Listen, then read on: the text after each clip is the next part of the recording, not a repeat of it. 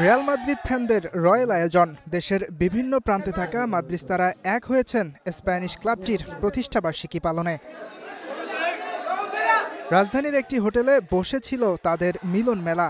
দিনব্যাপী ছিল নানা আয়োজন, কেক কাটা, কুইজ প্রতিযোগিতা, মাদ্রিদের ডকুমেন্টারি প্রদর্শন সহ নেচে গেয়ে দিন কাটায় রিয়াল ফ্যানরা।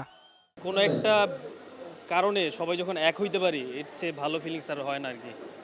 আমরা দিন দিন আসলে এত বিক্ষিপ্ত হয়ে যাচ্ছি সমাজে।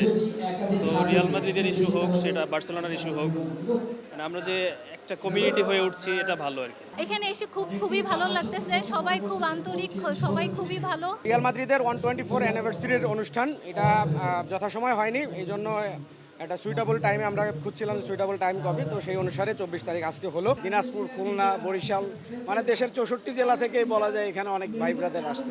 পা থেকে মাথা পর্যন্ত আপাদমস্ত একজন মাদ্রিদিস্তা। ইভেন আমার চাবি রিং, জুতো, ক্যাপ, কনভের্তি সব মাদ্রিদ। পাশাপাশি আমি ব্রাজিলের সাপোর্টার। রিয়াল মাদ্রিদ শুধু খেলে না, ওরা হচ্ছে ইতিহাস তৈরি করে।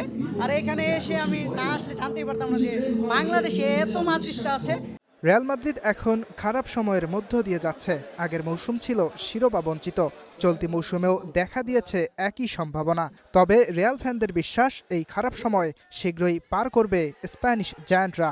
রিয়াল মাদ্রিদ ইনশাআল্লাহ পরবর্তীতে অনেক ভালোভাবে কামব্যাক করবে। যখন একেবারে শেষ হয়ে যায় তখনও তাদের মানে ব্যাক করার সম্ভাবনা থাকে। আমরা এতগুলো চ্যাম্পিয়ন্স লিগ জিতছি, আসলে সত্যি বলতে আমরা জিততে জিততে আসলে টায়ার্ড ভাই।